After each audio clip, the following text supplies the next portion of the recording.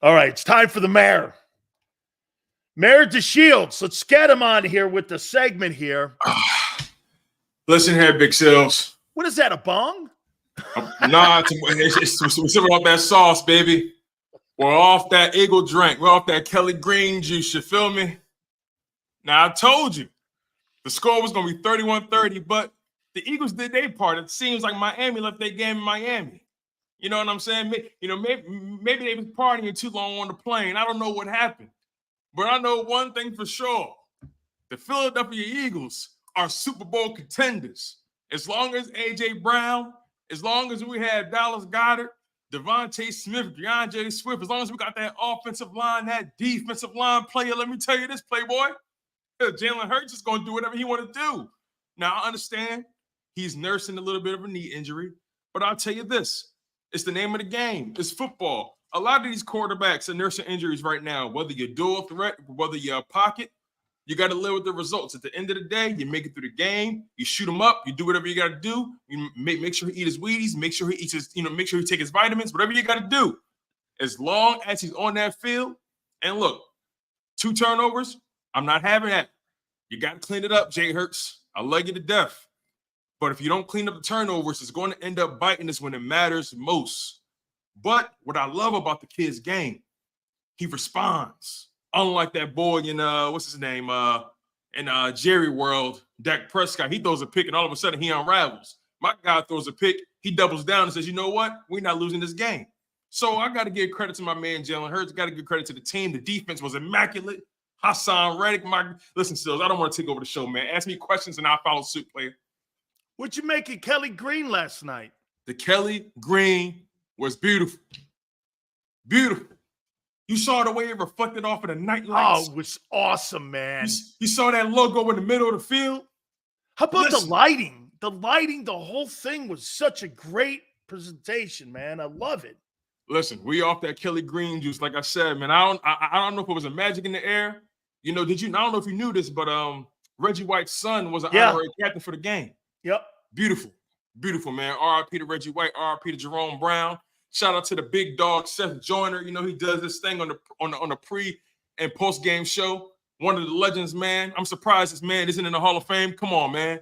We got to do better. We got to do better with the selection process. I know you know people. Oh, I know. I know people. I love that picture in the background too with Seth and Reggie and all them. That was awesome, man. That was awesome. Okay, the guys all made the Pro Bowl that year off the gangrene defense. That was great. All right, give me your takeaway, man. Like, let's start on the defensive side with Sean Desai and what those guys were able to do. Okay. Just give me your takeaway again. What you thought about how they played on defense. Well, on defense, I think they set the tone more than the offense did. Let's be totally honest with this. First play of the game.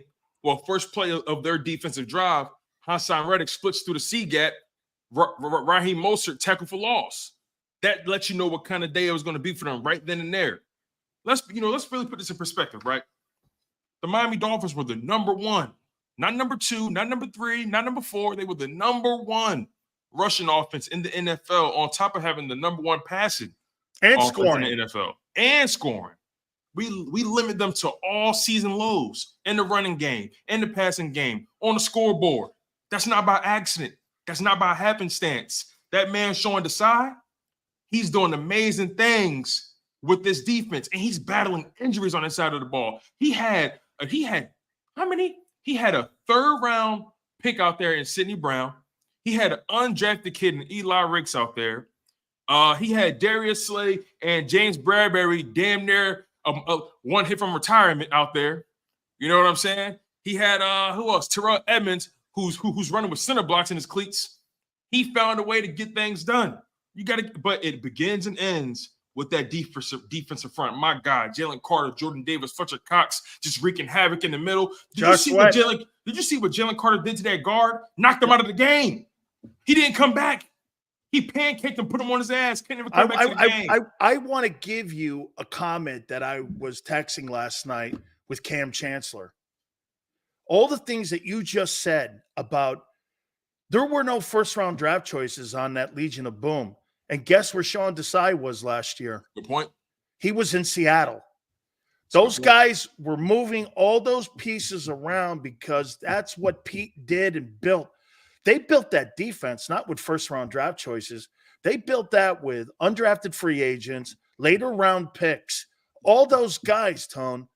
And that, to me, he was primed and he was prepared when he got to Philadelphia. And how about something that you and I said that was kind of odd, that something Jonathan Gannon never did at any time when he was in Philly?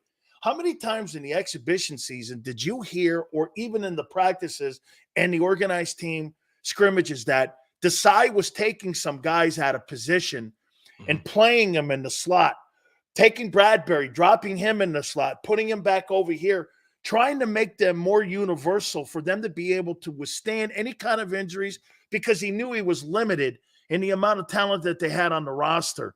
Tone, I'm telling you, this guy was looking down the line, and he knew, and he knows his personnel better than Gannon ever did in the 2 years he was here. Is that fair? Hold up. I think we got some breaking news. Hold up. I hope I'm not mistaken. We might have some breaking news. Hold the phone. This better not. Is it Kevin Bird? I think Howie made a move. We may have some breaking news. Hold up. Whoa. Howie Roseman sends a 2024 5th round and 6th round pick and Terrell Edmonds to the Titans for Kevin Byard, a former All-Pro safety. You gotta be kidding me right now. Wait. Okay, say that again now.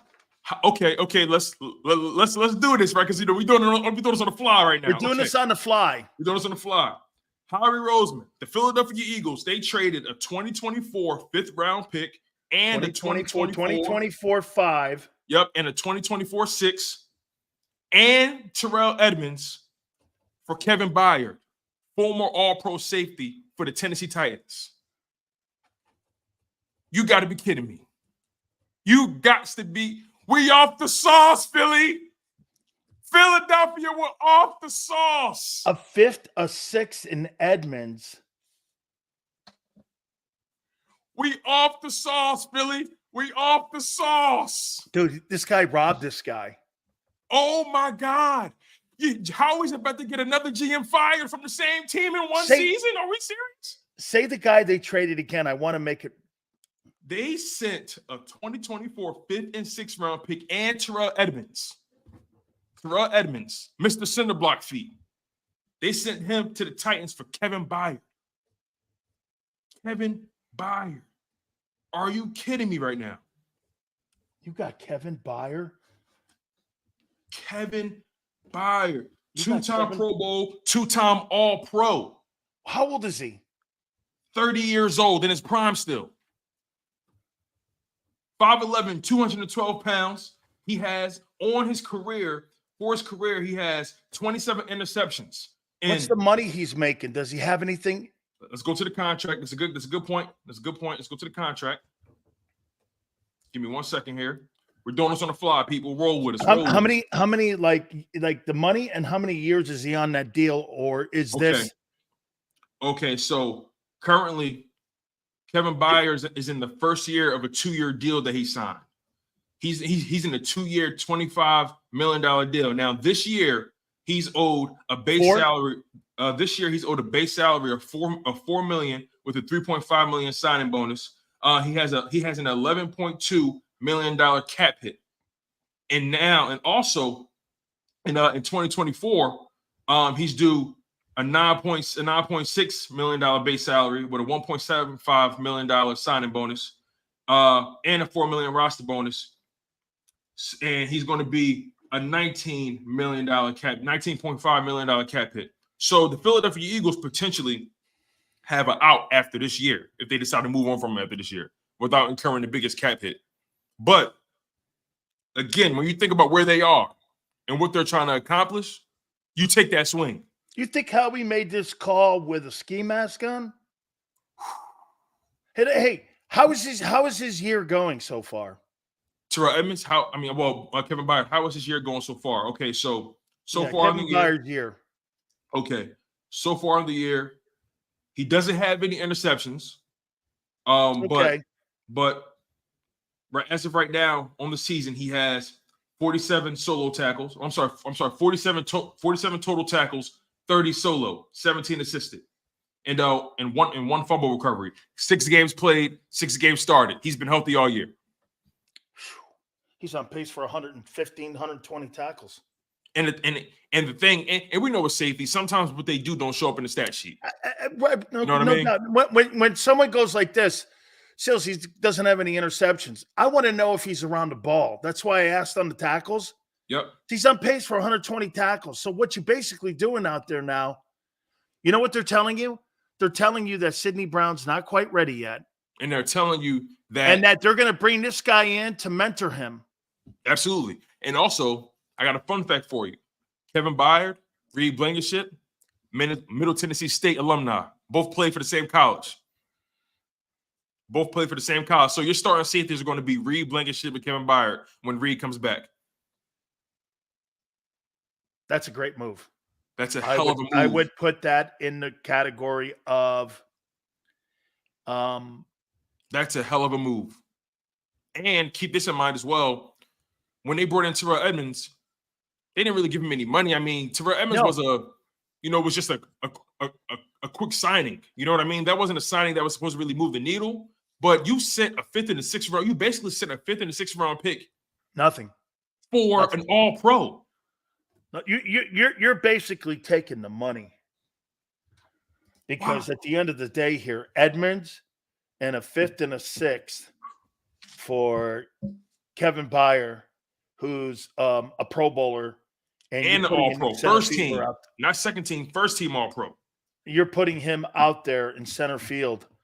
Well, that kind of ties it. That helps them and makes them. That totally does make them better. And now you have the Wade Desai's coaching here. That's really a great move. That really takes the defense to another. When you come off, see, here's what makes it interesting, right? Your defense has already been playing with confidence these past few weeks because they were able to shut down a high-powered Rams passing attack in the second half, and then they limit the Jets to 12 points, I believe, or 14 points. And then on top of that, you come off of shutting down the #1 deep threat in the NFL in Tyreek Hill, the #1 passing offense in the NFL in the Miami Dolphins. And then you add in Kevin Byard into that equation with the way Sean Desai has been calling plays. The Eagles are going for it. They see something. They understand what's at stake here. And this is what I'm talking about. No need for training wheels. We're trying to win it all. I would say this to you, that a move like this now, wait till you see how this guy plays when you – not that the Titans front is not a good front with Simons in there. Yeah, but Phillips, with Simmons in there. Well. Jeffrey Simmons, excuse me. But when you have the amount of activity that the Eagles are playing with up front, you watch this kid and how well he plays. And watch how his game gets now elevated, because now when you have pressure like this coming, you watch his interception numbers go up. Yep. You know, one of the reasons why you saw Gardner Johnson's numbers go up so much was because of the 70 sacks that you had a year ago. And those guys are just sometimes throwing they were throwing punts back there to him, and he was just fielding them. You watch a guy like this here, 30 years old. You know, it depends on what kind of injury history he has. 30 years old doesn't freak me out. 32 kind of does for a DB. I got some information for you here as far as his history. So Kevin Byard, for his entire career. So, wow. Kevin Byard hasn't missed a game in his entire career. He hasn't. In his rookie year, he played in 16 games, but only started in 7. He was a second-round pick, though, so you know they're going to try to rotate him in. What's the Titans' record this year? The Titans' record this year? So they must be in a fire sale to get ready for the draft in April. So they're one of the teams. Exactly. Yep. The Titans have already admitted defeat. The Titans, they're 2-4. They're done. They're Derrick 2-4. Henry's next. The Jaguars, I believe, are 5-2. Yes. So Tennessee lost, and the Colts are hanging in there. The Colts lost too. And what's the other team in that division? Houston is what, 3-3, if I'm not mistaken. Let me double check this stuff. But overall, the Titans are the first team to admit defeat this season. Yes. They're the first. They're the Next first. week, the 31st is the trading deadline. Yep. So Jacksonville is 5-2 in the AFC South. Houston Texans are 3-3. Colts are 3-4. Tennessee Titans are 2-4. What's the kid's name in Arizona? The second, Budda Baker. Budda Baker.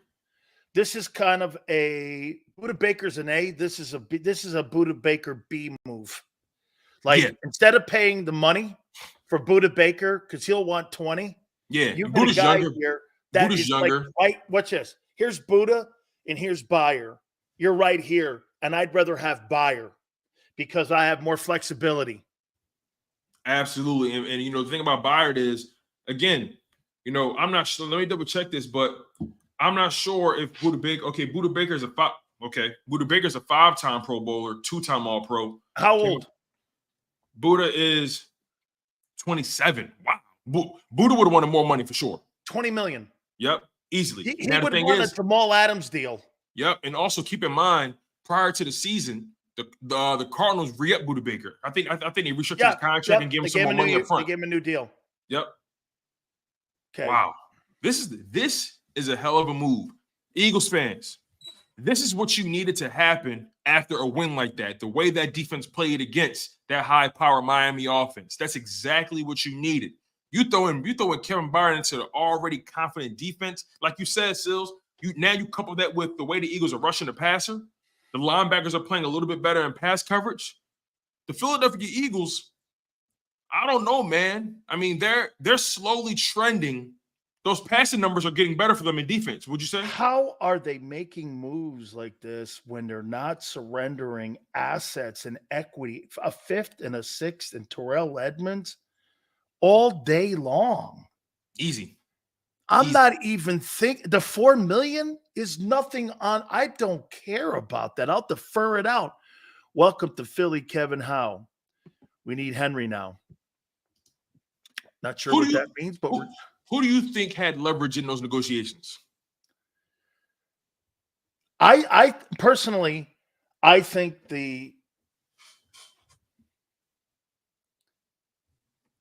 because they're so low picks, the Eagles. I agree. Because when the other team has leverage, Tone, you have to take on money. And see, look, when the Jets made that move for Aaron Rodgers, there were ones in $150 million. The Packers had the leverage. The Packers they had to accept what the Jets were offering. They had leverage. When you're doing a fifth and a sixth, and it's a $4 million, and it's the first year of a 2-year contract with a $3.5 million signing bonus to Kevin Byard, and you only have to surrender a player in Terrell Edmonds, who was a rented dude anyway. Yes, yep, and he also was just a rented dude. Yep, and Byard has an ability to play in the nickel as well. He's multiversal. Multiversal. This is So let me go here now. Let's take a look at this. Okay, cornerback. You have Slay, Bradbury, safety. Who's the two safeties now? The two safeties are going to be Reed Blankenship and Kevin Byard. Reed, Blankenship, and Kevin Byard.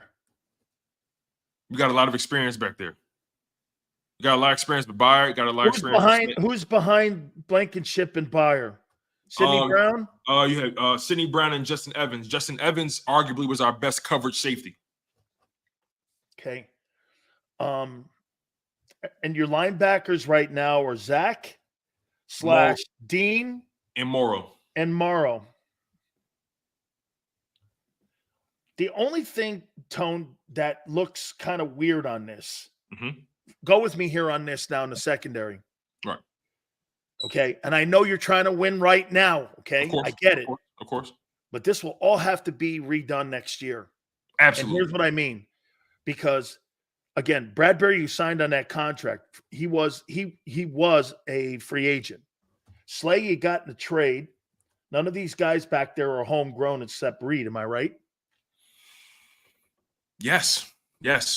And from the backers back, outside of Dean, quite frankly, nobody from the backers to the back end are homegrown, right? The only guy that's back there that's from homegrown, that's a starter.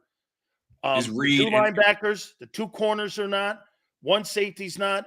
One safety is. That's Blankenship. Again, you know what that means? Yeah. You're going to have a lot of work to be done in the offseason because, again, you're going for it now. And by the way, I'm looking how he's looking at it and how he's looking to win now, Tone. There's no, and Fly goes like this. Who cares? Okay, you're right, but it's a swing. If it misses, you miss big here. And what I mean by that is you really don't have homegrown guys back here now. You have like mercenaries on this. Am I right, Tone? The only guys that are really homegrown are up front. Exactly. And that's actually how the Eagles do business. You know, if you really think about it, you know, over the past handful of years, the Philadelphia Eagles have more so drafted their offense. They've supplemented on offense with some trades, like a A.J. Brown, like a DeAndre Swift. They've supplemented certain spots. But on defense, when it comes to the defensive line, entirely homegrown. Josh Sweat, drafted. Jalen Carter, drafted. Jordan Davis, drafted. Fletcher Cox, drafted. Hassan Reddick, he was a buy. He was a buy. Who else? You drafted Milton Williams, Martin Tuipulotu. The front is mainly drafted guys. Then you draft Nakobe Dean. They don't really draft linebackers like that. So the Philadelphia Eagles are telling you, we're going to draft in the trenches. We're going to draft mainly our offense. Everything else, we're going to supplement with free agents and trades and try to piecemeal it. Let me show you this too. This also is going to go to, this is more difficult to coach than having a guy that you've been player evaluating and player development inside your organization. This says a lot to how they're doing business when it comes to keeping the same structure of their defense intact. You see, Tone, the reason, and here's why I'm going here when I go homegrown, and some people in here don't understand why it's important to ask that question. Because at the beginning of the season, the Eagles said we're not really changing our fundamental ways of how we're going to have our structure on defense.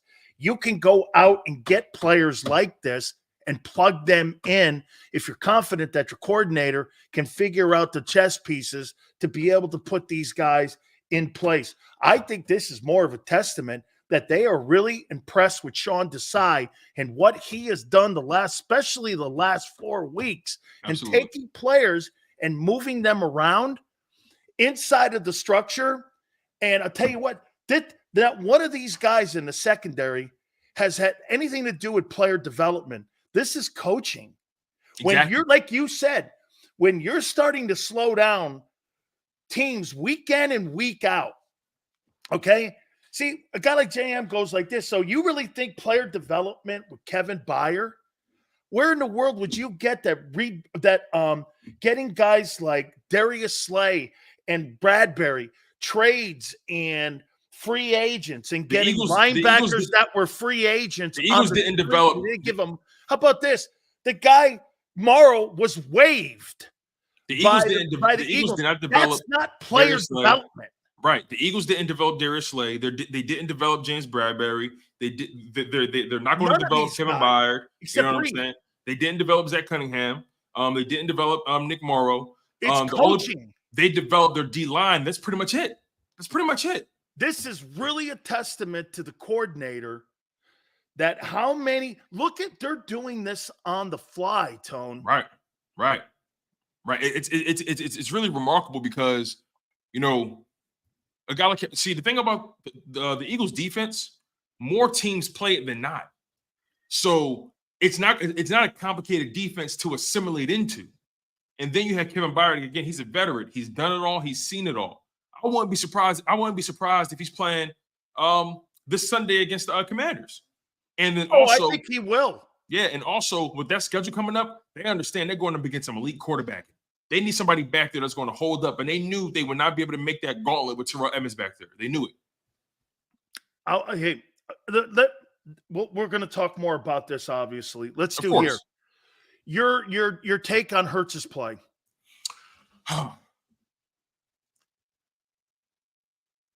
Jalen Hurts has 7 games. Through 7 games, through this year, through these 7 games, not last year, not the year before, through 2023, in these 7 games, Jalen Hurts has been playing B- to C+ football. Here is why. He has the turnover bug right now. It's bit him right now. Sometimes it makes his way around the league. It's Jalen Hurts' turn. He has to find a way to battle this illness that he's gotten from the turnover bug. Now, they're still finding ways to win, and they're still finding ways to win in spite of it, but you can't fumble the ball because you're holding the ball too long. That's Carson Wentz stuff. You can't throw a pick six, or you can't turn the ball over that leads to a score. That's Super Bowl stuff that you did earlier this year. So my thing is with Jalen Hurts is with the completion percentage, he's completing his pass. He's accurate. But he has these moments where he either forces it, or he's not trusting what he sees, or he's just not trying to get rid of the ball. I felt like last year he was more prone to get rid of the ball and throw it out. I feel like now he kind of feels like he has to make a play. That's why he's turning the ball over more. Also, he's throwing the ball more. That's just the reality. They're asking him to do more. Yeah, he's on pace for about 4,400 passing yards. He's on pace for about 500, a little more than 500 passing attempts. He's throwing the ball more. And by doing that, you increase the sample size or the opportunity for him to turn the ball over. More tip passes. Now, I'm not mad with the amount of times he threw the ball yesterday. 30. I told you this last week. No, it's good. I like when he lives around the 28 to 35 range in terms of attempts. I can live with that. But you can't turn the ball over. Again, 3 total touchdowns, 275 passing yards, 74% completion percentage, which pushes his completion percentage on the season to 67%. He's playing well, but he's turning the ball over, so it's a big blemish on what he's doing.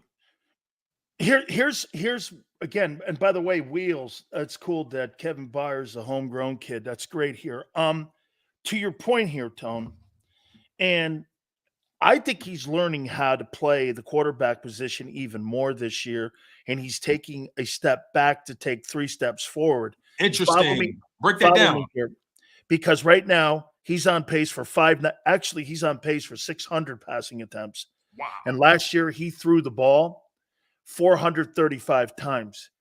That is a ton more opportunity. And get this. So how many each and every single week people are doing this now? Well, that wasn't his fault. Well, that wasn't his fault. Well, that wasn't his fault. It is in the structure of his fault because they're asking him to make higher percentage plays of turnover rate every single time when you start to throw the ball more. Last year, they ran the ball a ton. They did not really throw the ball up. Jalen Hurts has to be one of the only MVP candidates I've ever seen only throw the ball 435 times. Nobody in their right mind looks at a quarterback and goes, he's an MVP candidate at 3,700 yards in today's NFL. And that goes back to your point about dual threat. Again, I know where people are going to go. Well, the running that's not how the perception is of that award. It's like the Heisman. And now you're asking him to change his complete approach on how you're not asking him, well, you are in a way asking him to change his game. But now get this, instead of throwing the ball 30 times, there's going to be games where you're asking him to throw the ball between 38 and 45 times now. There's just more chance of tips, fumbles, and that's why he's learning to play now. He's on pace for 22 touchdowns and 19 interceptions. Yeah, he has to get that under control. That number 19 is going to be there at the end of the year? Absolutely not. I think he's going to figure it out. And what he's going to do is what Brady did when the Buccaneers were 7-5. He's going to start figuring out, hey, guys, let's throw some quick hitch passes. Instead of those high developing down the field routes that take forever. He's holding the ball more. Lane gave up his first sack. He's getting hit more. They're asking him to do more. There's tips. Dude, how about a couple slants? How about a couple crossing routes? To me, Tone, that I think they're masking that with getting Swift and Goddard the ball early. Those are kind of like their quick hitch passes now. Instead of running those just like quick slants, 1, 2, 3, throw, 1, 2, 3, throw. I mean, does he ever do those? He never does rhythm throws. I never see him just drop back, boom, just drop back. That's a good point. You don't really see it that often. Boom. He has to wait and wait for the play to develop. And I think that's what's causing the high turnovers. Yeah, you brought up an interesting point about an MVP candidate playing the way, not really seeing a guy like Jalen Hurts, who was an MVP candidate, like his numbers really match up to an MVP's numbers. When Lamar Jackson won the MVP, he threw those 36 touchdowns. He threw those 36 passing touchdowns. That's what pushed him over the top. But that year, Lamar only threw the ball 401 times. So because of those passing touchdowns, it solidified his MVP candidacy, right? But that's that. But no, you're right. Overall, is Jalen Hurts has to. I think Jalen. See, here's the thing, right? We want to fast track his development so much, and the reality is we're watching this quarterback develop in front of our very eyes, right? He's taking a step back to go 3 steps forward, and no one wants him to understand that when you're asking someone to do something more, that they're not their number one skill. I heard a stat that congratulations, you passed Randall Cunningham for being the all-time leading rushing quarterback for touchdowns. I guess that's great. I mean, it really is wonderful on Kelly Green night.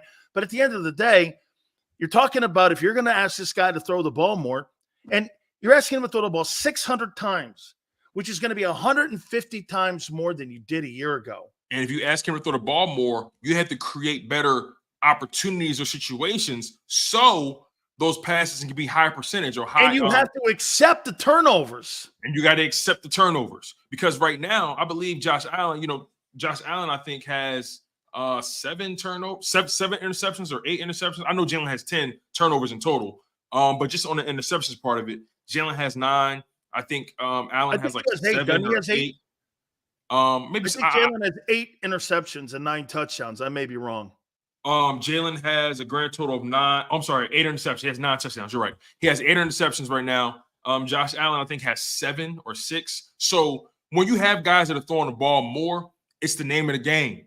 You know what I mean? Like, you live by the sword, you die by the sword. So, we have to accept. See, the reason it looks bad is because Jalen Hurts doesn't throw a lot of touchdowns. So it doesn't really offset it. You know what I mean? But when you look at his total touchdown count on the season, with having the 9 passing, I think he has like 6 or 7 rushing, if I'm not mistaken. So when you put all that together, you say, okay, he has like 15, 16 total touchdowns and 10 turnovers. All right. But still, he's throwing the ball more. Therefore, you're going to see more turnovers. I think they need to find a way to create some cleaner situations, whereas though he can get the ball out quick and limit the amount of turnovers. Because what I'm seeing here is I'm seeing the Philadelphia Eagles running a lot of routes that take a bit longer to develop than I would like. Therefore, it's forcing him to hold on to the ball, get him in rhythm, and that's when the coaches come in. You have to put him in a situation where you can get him in a rhythm.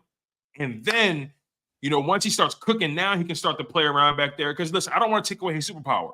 When he holds that ball, for example, he had that one play where he was in the pocket, it was collapsing, he broke right, and he threw this dime to AJ Brown, and it got him to the 1 yard line. Almost could have been a touchdown, but ended up being to the 1 yard line. So I don't want to completely take away his superpower, because him being a playmaker back there, holding on to that ball, is kind of what makes him great and kind of what separates him from other guys. But overall, I think Jalen Hurts is having a B- C+ season because of the turnovers. If those turnovers weren't there, I would easily put him in B+ A-. Absolutely. Once again, I personally think if you want to just look at Jalen Hurts and the turnovers, I don't know. And plus, you have to always put on the fact that he's 6-1. You have to put that in the room. So you do this, a B, but with your coordinators and how they've played, he's B-. Because remember, it's a team sport here. Right. Last thing I want to throw at you here. Yeah, for sure.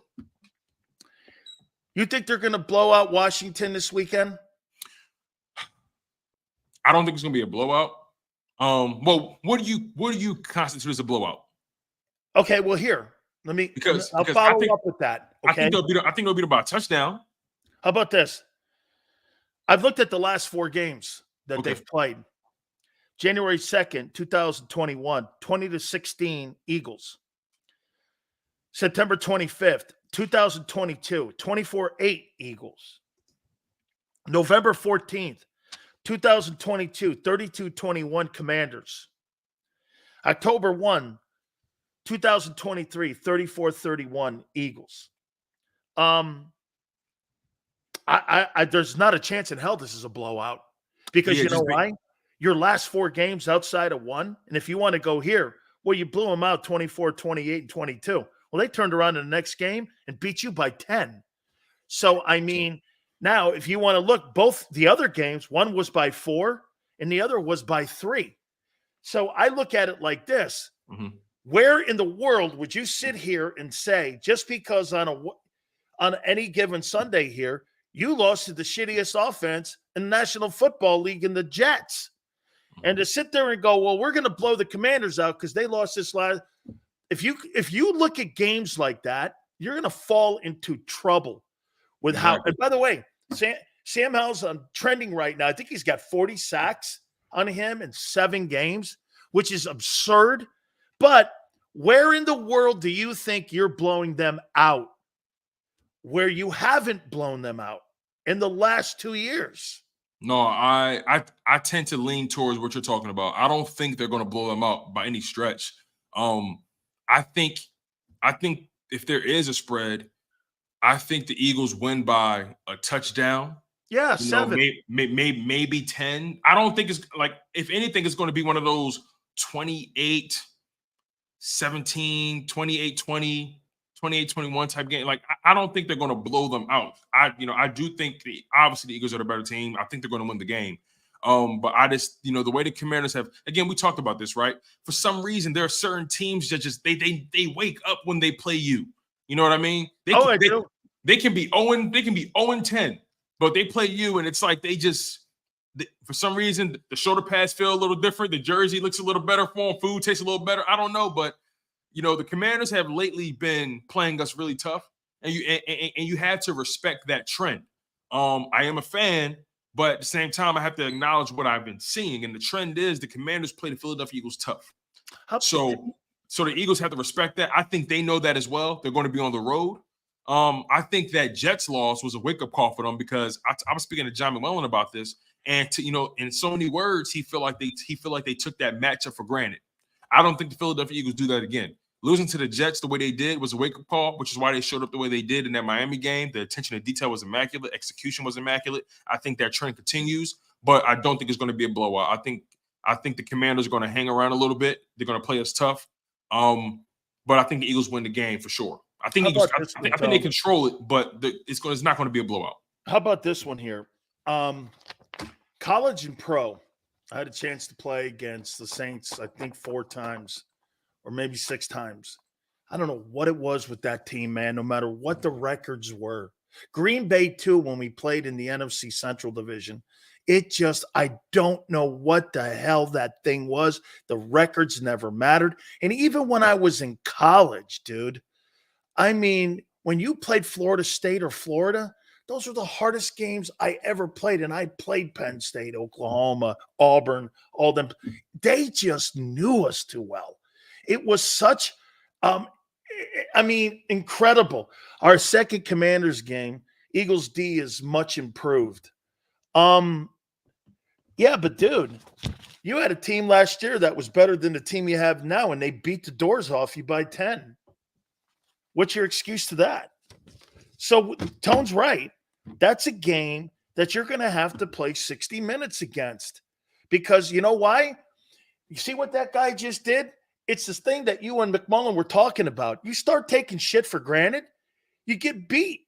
Right. That's how, or you make the game close. And also think about it like this: just because you beat the Dolphins the way you did, that doesn't automatically translate to the next opponent.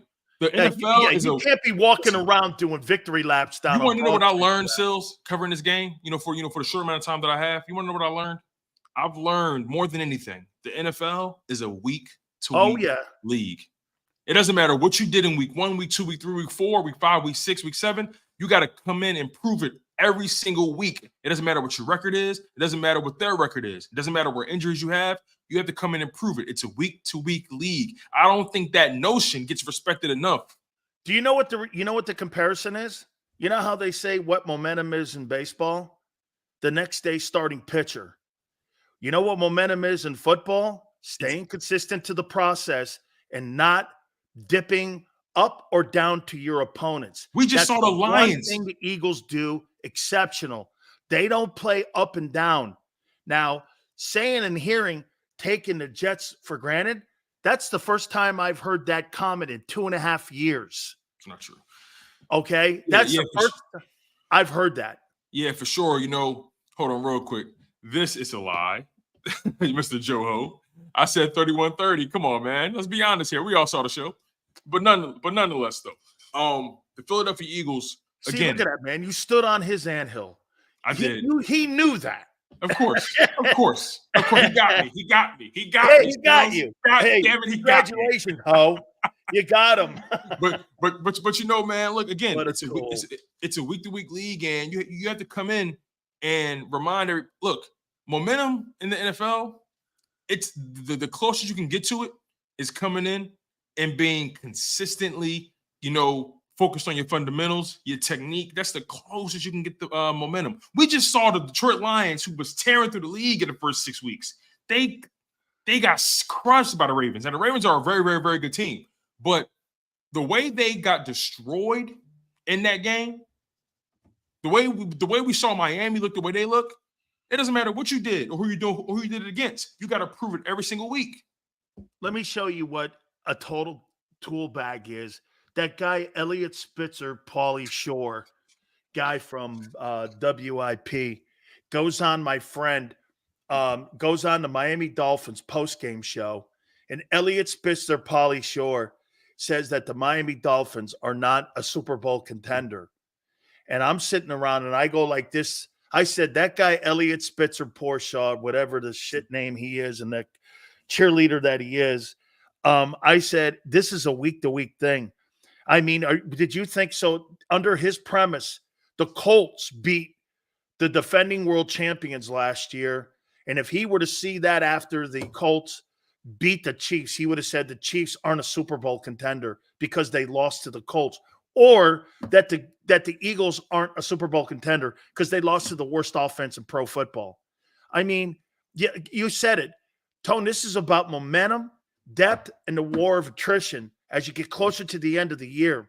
The team you have right now, and I said this to a couple an hour ago, the Eagles, in my opinion, they're playing at 85% of what their max is right now, and they're still 6-1. Yeah. Dude, I think you're on track to be better. Okay? As a matter of fact, the Dolphins, you know what you guys did to the Dolphins?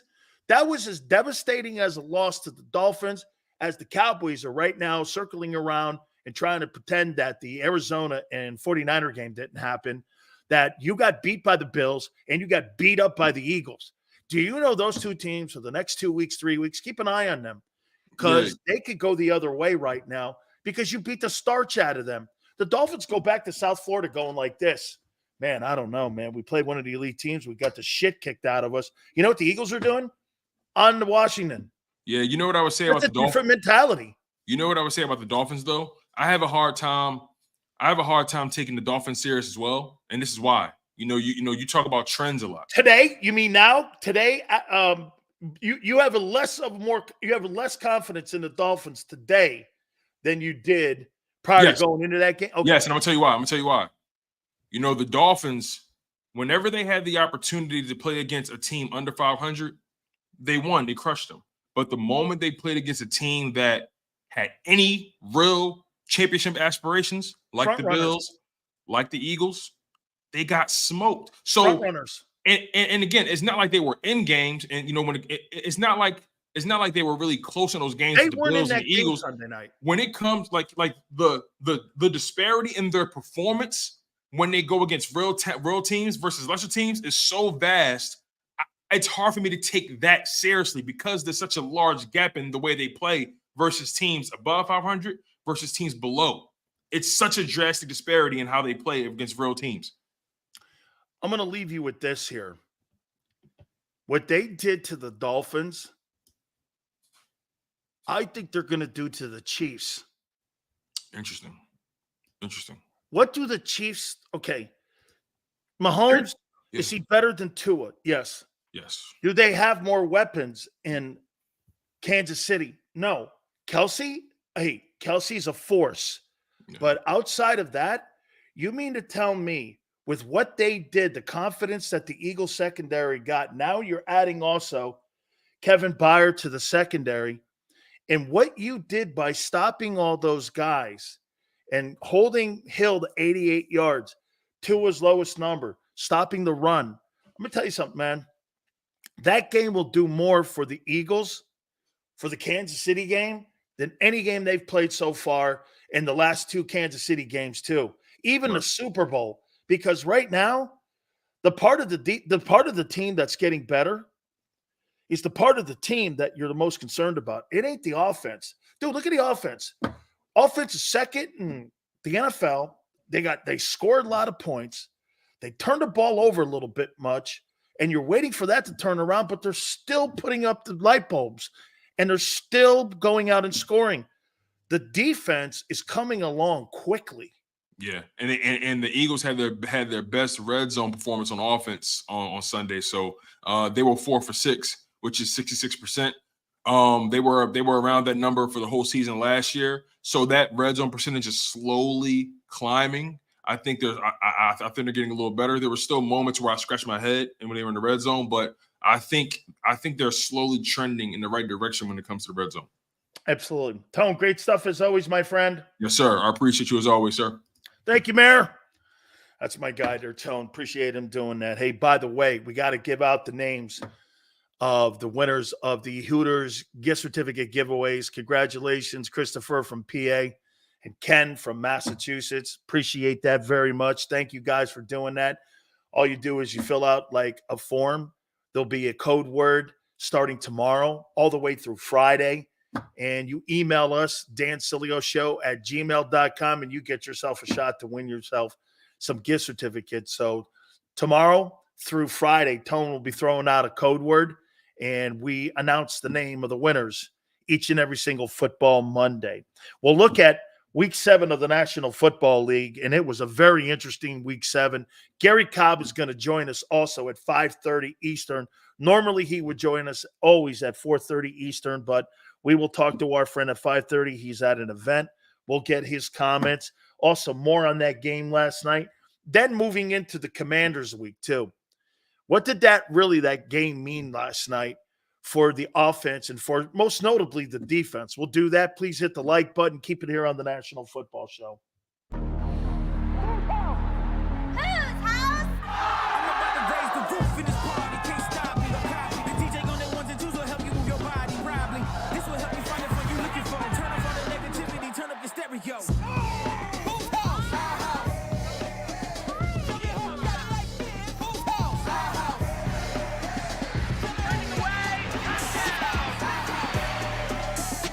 Football and Hooters, the perfect pair.